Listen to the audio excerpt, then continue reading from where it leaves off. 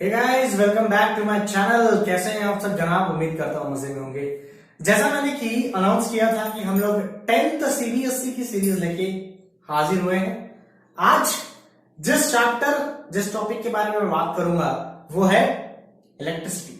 Yes, I am going to talk about electricity. अब यार electricity क्या बला है, क्या चीज है? Imagine a world without electricity and imagine a world with electricity. फर्क देखिए आप, विदाउट इलेक्ट्रिसिटी और विथ इलेक्ट्रिसिटी के बीच का फर्क आप खुद समझ जाएंगे। सो इलेक्ट्रिसिटी हमारी लाइफ में कितना ज्यादा इंपॉर्टेंट है इसका अंदाजा इस बात से लगाया जा सकता है। बट यहां हम लोग फिलोसॉफिकल बात नहीं करने वाले, हम बात करेंगे ये इलेक्ट्रिसिटी टर्म कहां से ओरिजिनेट हुआ है, इलेक्ट्रिसिटी में क्या क्या कंपोनेंट्स हमें पढ़ना है। तो याद करिए, इलेक्ट्रिसिटी में आपको सबसे पहले चीज पढ़नी पड़ेगी चार्ज क्या होता है उसके बारे में जानेंगे।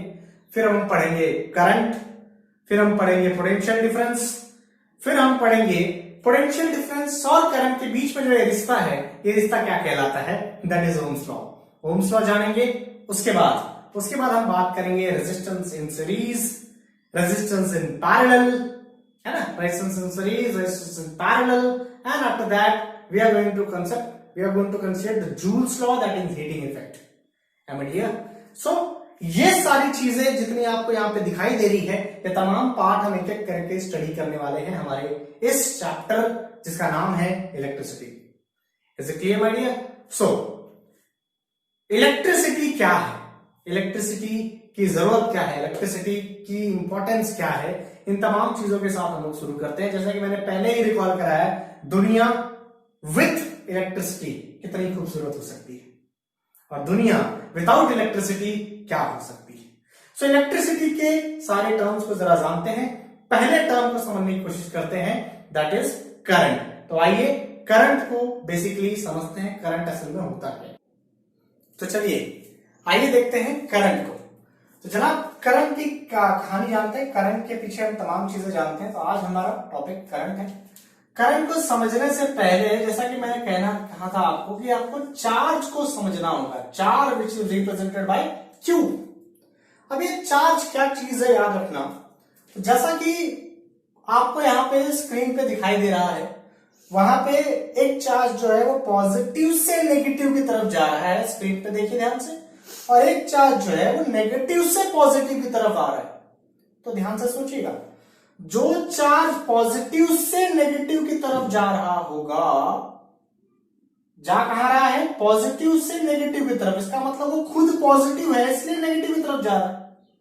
और जो चार्ज नेगेटिव से पॉजिटिव की तरफ जा रहा है, नेगेटिव से पॉजिटिव की तरफ जा रहा है, इसका मतलब वो खुद नेगेटिव है इसलिए पॉजिटिव की तरफ जा रहा है।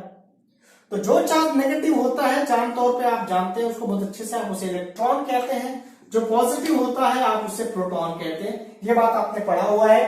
There are two types of charges, proton and electron. Proton positive है इसलिए नेगेटिव की तरफ जाएगा, और इलेक्ट्रॉन नेगेटिव है इसलिए पॉजिटिव की तरफ जाएगा। चाहत की बात है जनाब, देखिए पिक्चर को समझो ध्यान से। लेकिन असल में चार्ज की दुनिया में सबसे बड़ा या सबसे इंपॉर्टेंट चार्ज, या जो भी कह सकते हैं कि चार्ज की पूरी परिभाषा इलेक्ट्रॉन डिसाइड करता है।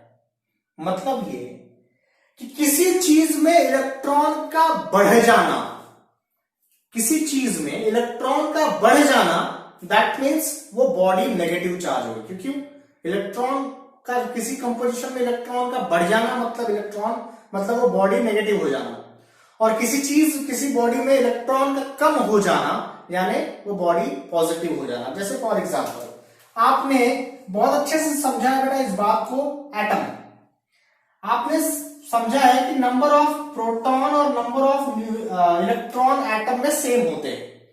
अगर किसी एटम में लेट अस सपोज 8 प्रोटॉन है, तो उसी एटम में 8 न्यूट्रॉन भी रहेंगे, यानी 8 पॉजिटिव साइन रहेंगे अगर, ठीक है,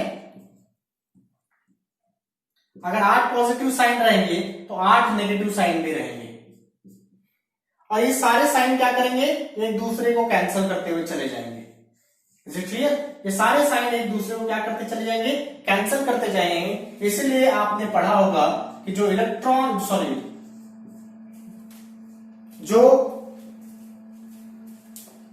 एटम होता है वो न्यूट्रल होता है माय डियर। जो एटम होता है वो न्यूट्रल होता है, क्योंकि जितने नंबर ऑफ प्रोटॉन है जितने नंबर ऑफ इलेक्ट्रॉन है दोनों एक दूसरे को क्या कर दे रहे हैं, कैंसिल कर दे रहे हैं। लेकिन अगर मान लीजिए इसी एटम में, ध्यान से सुनिएगा, अगर इसी एटम में मैंने कुछ इलेक्ट्रॉन ऐड कर दिए, क्या किया बेटा, मैंने इलेक्ट्रॉन ऐड कर दिए। इलेक्ट्रॉन ऐड किया मतलब मैंने क्या ऐड किया, नेगेटिव चार्ज ऐड किया। तो यहां पर क्या हो गया, दो एडिशनल इलेक्ट्रॉन आ गए। तो अब ये एटम क्या कहलाएगा, अब ये एटम नहीं कहलाएगा, ये न्यूट्रल नहीं कहलाएगा, अब क्या कहलाएगा, इसके पास दो एक्स्ट्रा इलेक्ट्रॉन आ गए, इसलिए अब ये नेगेटिव चार्ज कहलाएगा। इसे कहा जाता है नेगेटिव चार्ज आयन। क्या कहा जाता है, नेगेटिव चार्ज आयन। कैसे बना, दो इलेक्ट्रॉन आपने ऐड कर दिया तो। Is it clear? अच्छा, खेल पूरा इलेक्ट्रॉन का है, ध्यान से समझना। दो इलेक्ट्रॉन ऐड किया तो क्या बन गया, नेगेटिव चार्ज। और इसी सिचुएशन में इमेजिन करिएगा, इसी सिचुएशन में अगर मैं इससे दो इलेक्ट्रॉन ले लूं, ठीक है, इसी सिचुएशन में अगर मैं इससे दो इलेक्ट्रॉन ले लेता हूं, जैसे कि आप सब जानते हैं, एक नॉर्मल न्यूट्रल एटम की बात कर लेते हैं। सो एक सिंपल सा नॉर्मल न्यूट्रल एटम, यहां पे एक नॉर्मल न्यूट्रल एटम आ गया, दिस प्लस माइनस न्यूट्रल है। ये एटम कैसा है बेटा, एटम न्यूट्रल है। न्यूट्रल का मतलब क्या है, न्यूट्रल का मतलब जिसका कोई चार्ज नहीं है। अब इससे मैंने क्या कर दिया, इससे मैंने दो इलेक्ट्रॉन यहां पे दिए थे, यहां पे ले लिया। तो जैसा कि पिछला वाला एग्जांपल उठाते हैं, हमारे पास 8 पॉजिटिव चार्ज है और 8 नेगेटिव चार्ज थे। 8 पॉजिटिव चार्ज थे, 8 नेगेटिव चार्ज थे, इसलिए हमारा एटम कैसा था, न्यूट्रल था। लेकिन अभी मैंने क्या कर दिया, उस एटम से दो इलेक्ट्रॉन ले लिए, मतलब मैं यहां से दो इलेक्ट्रॉन क्या कर दिया, मैंने हटा दिया। तो ये इसको कैंसिल कर दिया, ये इसको कैंसिल कर दिया, ये इसने कैंसिल किया, ये कैंसिल हो गया, ये कैंसिल हो गया, ये कैंसिल हो गया, बट ये दोनों एक्स्ट्रा चार्ज बच गए, ये कैंसिल नहीं हुए। तो अब इस एटम पे कौन सा चार्ज है, अभी हो गया पॉजिटिव चार्ज, इसलिए हम लोग कहते हैं positive ion, this is negative ion. समझ में आ रहा है? सो असल में खेल फिर इलेक्ट्रॉन का होता है, इलेक्ट्रॉन का ऐड होना नेगेटिव चार्ज, इलेक्ट्रॉन का हट जाना माइनस होना, इलेक्ट्रॉन का बाहर आ जाना यानी पॉजिटिव चार्ज। तो चार्ज की परिभाषाओं में भले आपने पढ़ा हुआ दो चार्ज होते हैं, पॉजिटिव नेगेटिव, लेकिन वास्तविक जीवन में एक ही चार्ज होता है, इलेक्ट्रॉन। यही सामने वाले को पॉजिटिव भी बना सकता है और यही सामने वाले को नेगेटिव भी बना सकता है। Is it clear? पॉजिटिव कब बनाएगा, जब वो उस चार्ज से, उस एटम से बाहर आ जाएगा, और नेगेटिव कब बनाएगा, जब वो एडिशनल इलेक्ट्रॉन उसके अंदर जाके जुड़ जाएगा। Is it clear my dear? चलिए, तो ये तो खैर कुछ ऐसी बातें थी जो आपको जानकारी होनी चाहिए, इट्स एन एडिशनल इंफॉर्मेशन, जो आपको जानकारी रहे तो अच्छा है ना। आइए, ये इंफॉर्मेशन के लिए था, बात करते हैं करंट की। ठीक है, चार्ज के बारे में मैंने इतनी सारी बातें आपको बताई, ये आपके नॉलेज के लिए थी, ये आपके इंफॉर्मेशन के लिए थी। आइए कुछ बातें और जानते हैं। अब बात हम लोग करेंगे करंट के बारे में। तो असल में बेटा करंट का मतलब होता है rate of flow of charge. Charge को रिप्रेजेंट किया जाता है क्यू से, rate of flow of charge. Charge का फ्लो होना करंट कहलाता है। ध्यान से सुनना, चार्ज का फ्लो होना करंट कहलाता है। रेट का मतलब, ये चीज हमेशा ध्यान रखना, रेट का मतलब होता है एनीथिंग डिवाइडेड बाय टाइम। किसी भी चीज को टाइम से डिवाइड करोगे उसे रेट कहा जाता है। तो रेट इज अ टर्म, इसका मतलब होता है एनीथिंग डिवाइडेड बाय टाइम। यहां पे एनीथिंग का क्या मतलब है, चार्ज। तो यहां पे करंट का फॉर्मूला बन जाता है charge divided by time. Charge divided by time is known as current. Charge divided by time is known as current. Charge को हम लोग रिप्रेजेंट करते हैं Q से बेटा, तो Q by T is known as current.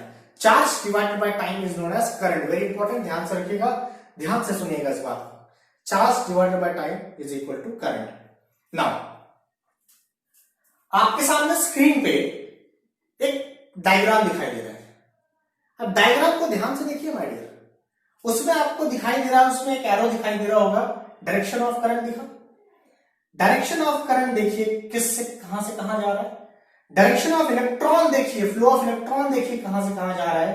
तो ये बात नोट रखनी है, बिकॉज एग्जाम में आपको ये बात पूछी जाती है। क्या इलेक्ट्रॉन का चार्ज क्या होता है, अभी बताया मैंने, क्या होता है भाई, इलेक्ट्रॉन का चार्ज नेगेटिव, इलेक्ट्रॉन का चार्ज नेगेटिव होता है। तो जो इलेक्ट्रॉन होता है वो कहां से कहां जाएगा भाई, तो इलेक्ट्रॉन का चार्ज नेगेटिव, तो इलेक्ट्रॉन जाता है नेगेटिव से पॉजिटिव। ध्यान से देखिए फिगर में, इलेक्ट्रॉन कहां से कहां जा रहा है, नेगेटिव से पॉजिटिव। और इलेक्ट्रॉन के फ्लो के अपोजिट करंट का फ्लो होता है। फिर से सुनिएगा, इलेक्ट्रॉन के फ्लो के अपोजिट करंट का फ्लो होता है। ध्यान से सुनिएगा इस बात को। सो करंट जो होता है वो किस डायरेक्शन में फ्लो करता है, तो current flows opposite to direction of what, direction of electron. Electron के अपोजिट में करंट फ्लो करता है। तो करंट यानी क्या, कैसा फ्लो करेगा, ध्यान से देखिए डायग्राम में क्या दिख रहा है, it is positive to negative. क्यों, क्योंकि इलेक्ट्रॉन फ्लो करता है नेगेटिव टू पॉजिटिव, करंट उसके अपोजिट में रिप्रेजेंट करता है। Is it clear? तो करंट के बारे में आपने क्या बात जानी, उसकी डेफिनेशन जानी। करंट का मतलब होता है rate of flow of charge. Charge का फ्लो होना उसे करंट कहते हैं। चार्ज का फ्लो होना उसे क्या कहा जाता है, करंट। ठीक है, कई बार हम लोग कहते हैं कि यार अच्छा एक सवाल सिंपल से पूछा जा रहा है, मान लो ये वायर है, इस वायर से चार्ज फ्लो हो रहा है या करंट, सवाल मैं आपसे पूछ रहा हूं आपसे, इस वायर से चार्ज फ्लो हो रहा है या करंट?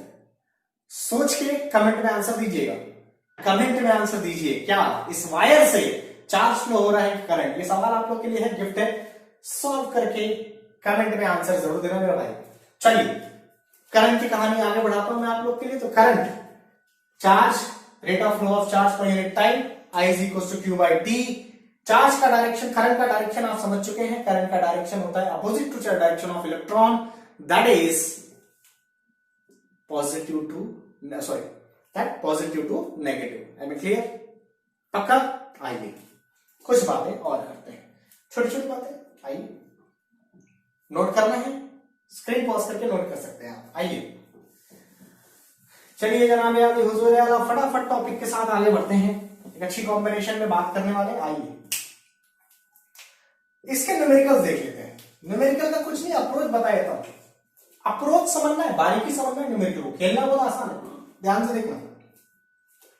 न्यूमेरिकल, अब इसकी कहानी बेटा तुमको आपको समझना ऐसा है दैट न्यूमेरिकल में 3 टर्म है। कौन कौन से हैं? एक है करंट I, एक है चार्ज Q और एक है टाइम T। और इन तीनों से बना हुआ एक formula I is equals to Q by T। I is equals to current by time, sorry charge by time. अब यार इस न्यूमेरिकल में 3 टाइप के न्यूमेरिकल हो सकते हैं। टाइप 1, इसमें गिवन क्या होगा, तो गिवन आपको आई दिया, चार्ज दिया होगा, टाइम दिया होगा, क्या पता करना रहेगा, क्या फाइंड करना पड़ेगा, तो फाइंड करना पड़ेगा करंट। ये हो गया टाइप 1। चार्ज दिया होगा, टाइम दिया होगा, करंट निकालना है, तो सॉल्यूशन क्या रहेगा बेटा, सॉल्यूशन रहेगा I is equals to Q by T. अब आपको Q दिया हुआ है, T दिया हुआ है, पुट करो, आंसर आ गया। ये हो गया टाइप 1 ऑफ द न्यूमेरिकल।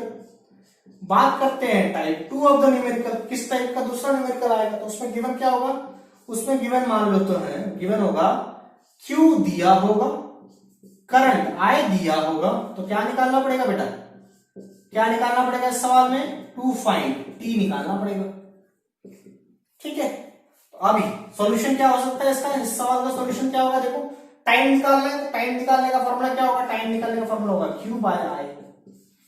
आपको जो दिया है डिवाइड कर दीजिए, उसका आंसर आ गया, Q बाय I। ये होगा टाइप 2। टाइप 3 देखिए सवाल, टाइप 3 कैसे बिहेव कर रहे हैं देखिए ध्यान से। टाइप 3 गिवन की बात कर लेते हैं। इस बार क्या दिया होगा, करंट दिया होगा, टाइम दिया होगा, क्या फाइंड करना पड़ेगा भाई, क्या फाइंड करना पड़ेगा, तो चार्ज फाइंड करना पड़ेगा। तो चार्ज फाइंड करने का सॉल्यूशन क्या होगा, सॉल्यूशन हो जाएगा Q is equals to IT। ये 3 ही टाइप के न्यूमेरिकल तुमको कहीं भी मिलेंगे, इससे ज्यादा टाइप का न्यूमेरिकल बन ही नहीं सकता यार, एक ही तो फॉर्मूला है। परेशान होने की जरूरत नहीं है माय डियर, एक ही फॉर्मूला है, कौन सा, I is equals to Q by T। अब इस एक ही फॉर्मूले से कितने न्यूमेरिकल भाई, कितने न्यूमेरिकल थियरीज बना, 3 टाइप। सरकार 3 ही टाइप के न्यूमेरिकल बन सकते हैं, उससे ज्यादा संभव नहीं है, बनाया नहीं जा सकता। देखो पहले टाइप में क्या दिया, चार्ज दिया, टाइम दिया, करंट पूछा, बना लिया। दूसरे टाइप में क्या दिया हुआ है, चार्ज दिया हुआ है, करंट दिया हुआ है, टाइम निकालना है, निकाल लिया। पहले में करंट निकालना था, निकाल लिया। दूसरे में टाइम निकालना, निकाल लिया। तीसरे में चार्ज निकालना है, निकाल लिया। सिर्फ अब मैं डेटा लेके हजारों सवाल बना सकता हूं, आप भी बना सकते हैं यार। डेटा लेते चले जाओ, आंसर बनाते चले जाओ। आइए देखते हैं। देखो बॉस, कुछ टफ नहीं है, सिंपल खेल बस सब्जेक्ट के साथ। अगर मैं चार्ज को मान लेता हूं 30 coulomb, coulomb is a unit of charge, है ना। Coulomb is a name of a scientist जिन्होंने चार्ज को प्रोड्यूस किया था। चार्ज के बारे में दुनिया को बताया था कि भाई ये चार्ज होता है, उसके बारे में बताई थी। तो भाई उनका सम्मान के नाम पर उनका चार्ज यूनिट बना दिया गया। तो टेंशन नहीं लेना, जस्ट नेम 30 कूलम।